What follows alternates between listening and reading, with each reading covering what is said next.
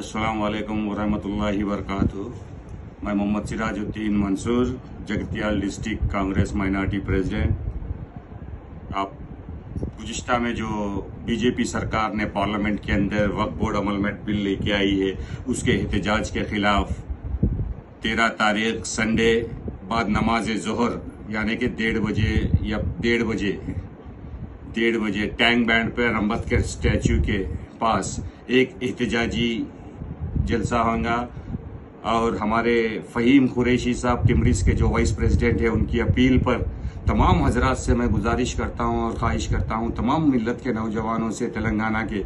Appeal है फ़हीम कुरैशी साहब की जानिब से, और मैं भी मोहम्मद सिराजुद्दीन मंसूर आप लोगों से मैं गुजारिश करता हूं कि संडे के दिन 1:30 बजे बाद नमाज ज़ोहर अम्बेडकर स्टैचू के पास टैंक बैंड पर हैदराबाद के अंदर आप तमाम हजरात आएँ और एहतजाज को कामयाब बनाएं।